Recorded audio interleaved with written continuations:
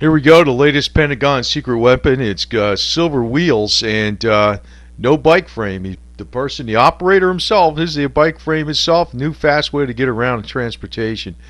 Anyway, the thing is with this market, it's a little bit confusing. Just this morning, I just bought a stock, silver stock, a couple days ago, and I dumped it because I got a 10% gain. Thank you. Bye. I ain't gonna say what I'm doing beforehand because it totally jinxes me, and I just got to go by my gut, my hunch, and all that type of stuff right now.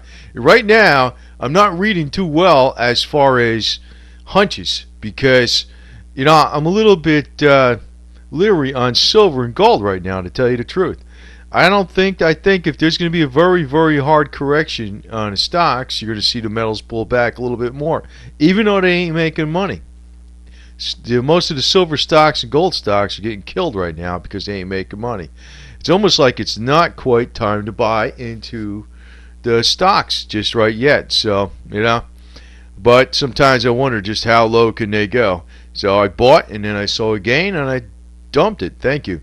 But something else here, the European market too. I got to put a little common sense to this. This is the European industrial output, primary manufacturing output for the European community. And, it's been lousy all along. It started going up a little bit at the end of the year, but now it's dropping again. And I got to say this, if the stocks in the United States are doing so damn good, who are they selling to? Is it the domestic economy? No, it's not a domestic economy because the unemployment rate's pretty damn high, for one. And it looks like the household disposable income is down quite a bit. So it's not a domestic economy.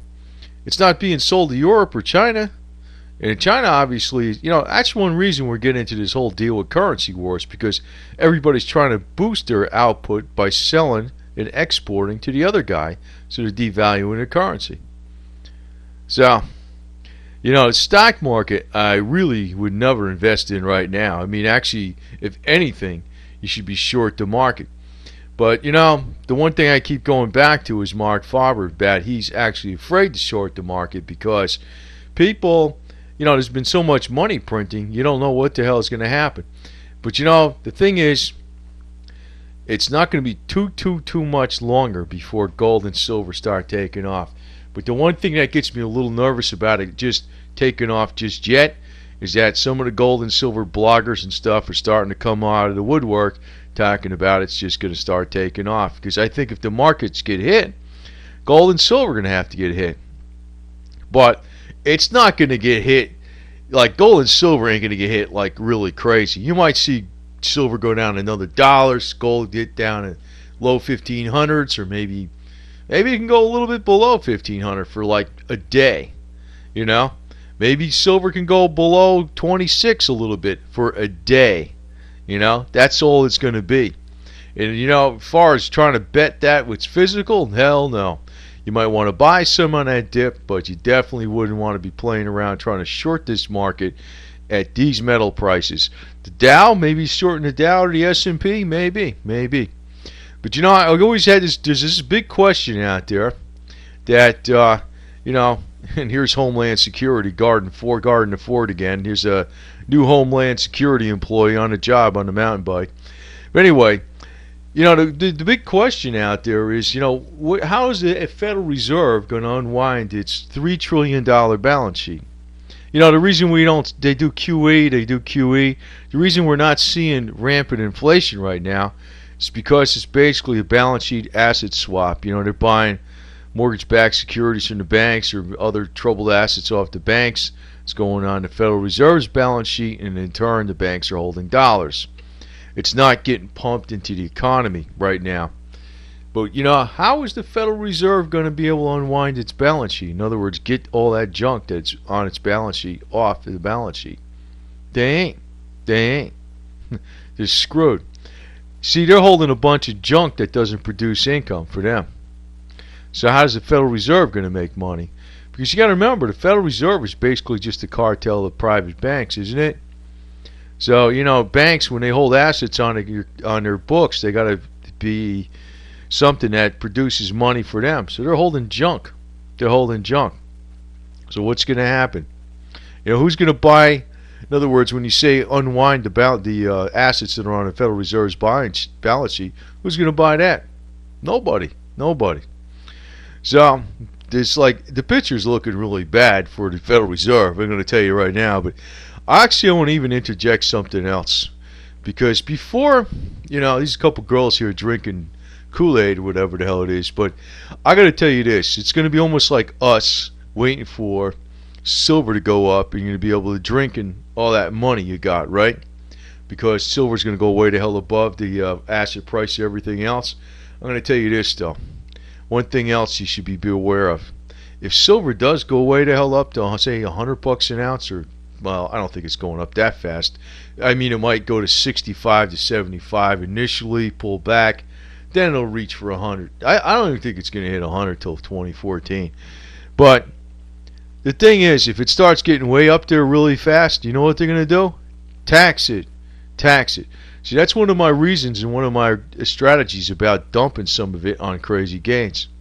Because, if silver went to $400 or $500 an ounce, man, they'd be taxing the crap out of that. They'd have Homeland Security at every bullion dealer, and it wouldn't be old girl here. It wouldn't be her. It'd be some bunch of ugly dudes with a freaking tank, sitting out there at the bullion dealer telling you, yeah, you turn that bullion in, we got a 90% tax because we got to pay for gas for our, it won't be this sweet honey with a mountain bike. They'll be out there with an SUV armor plated or something that gets 2 miles to the gallon. They're going to need gas money to be driving around, So they don't want your silver tax. So that's one reason I'm telling you, I'm not really putting this in technical terms here, obviously, but when silver goes up fast, and I'm going to tell you, reason I know this from experience. In 1979, they had the problem with the oil going up so fast. You know what they did? Excise tax. Excise tax. So if silver goes up like quadruple or some crazy number like that, there's going to be a major tax on it. So, and that's one reason you want to sell some in steps, because say it does go up to $65 to $75, and you sold some, and in a year or so later it's up over 100, and you're kicking yourself. But you know what? It might not be the same type of scenario. There might be a lot of regulations on it, and if you sell silver, I don't know. I mean, they're gonna tax the hell out of you. So that's what the hell they're gonna do. So maybe, you don't want to wait to get $500 an ounce. Maybe try to get something into something else. And actually, I think I'm going to go over a couple things with this taxation garbage, because there's a lot to it, and that's going to be the problem that everybody's going to face in the future. So while you're waiting to get to quenching thirst, like everybody's holding on to silver right now. It's almost like they're in a long ride, like these two girls. And when you sell, it's going to be like drinking some Kool-Aid, because you're going to feel like being quenched. And when you sell, hopefully it'll be a hell of a lot higher. But if it goes up to astronomical rates, the government's going to do everything in the world they possibly can to get that silver taxed or confiscated or whatever the hell it is too. So, we've got to find a way around the thing all the time. But actually, I think the only way we're going to have true freedom is if we just got to make sure we have less government. And I got to say hats off to Rand Paul, because Rand Paul, basically, he was, last night when he did that filibuster for 12 hours, he's really putting it out to them, about how they were really violating the civil rights of all the American people. And don't think they can't do that with people that hold physical silver, too. So, I mean, it all works together, everything. Everything works together, and it's not like we could just say, we got coins and, we're safe. It ain't going to be the whole deal. So, anyway, just got to say this. It's going to be an interesting next couple months, because I'm going to tell you, I'm expecting the markets to pull back. They're only being held together like by a thread, just like old girl here on a bicycle.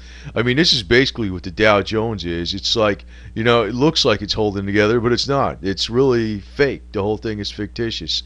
So, the earnings aren't there. The export markets aren't there. They're not selling to people in the United States, but somehow the stock prices are way inflated. It's not going to last. It's not going to last. But my question is that if that goes down, the metals market should pull back a little bit too. Depending on what happens.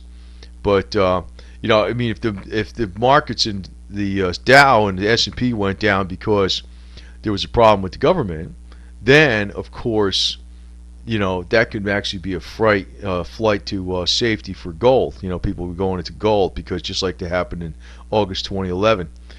But it may not be that the case. We could still have a little bit more of a pullback in silver and gold before it goes up. Fundamentally, it should be a hell of a lot higher. Silver should be at least $40 an ounce, so the miners can make money. At this rate, they're not making money. It's ridiculous. It's ridiculous.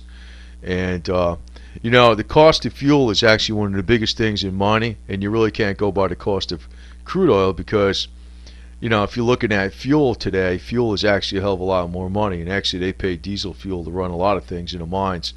So that's a major, major operating expense of what goes on in mining. So they're getting the squeeze, and if the price of silver goes down and much more, they're not going to produce, and then there really will be a physical shortage. And quite obviously, SOV, it is a paper market. It is a paper market. There's no possible way, when that market moves that much, sometimes in a day, that they're actually fulfilling their coffers with physical silver and backing up all those shares of physical silver. No possible way. Now I have a little bit of PSLV, but I would like to see silver go up, test 50 before I dump that, or close to 50 before I dump that, and make a handy profit on it. But as far as physical, I don't think I'll dump any physical until it gets to at least $60 an ounce, and even then I'm not going to dump too much of it. So I'm going to be hanging on for the long haul, but I just want to advise people that if you see some crazy gains, the word it is sell some, and the adjective is some.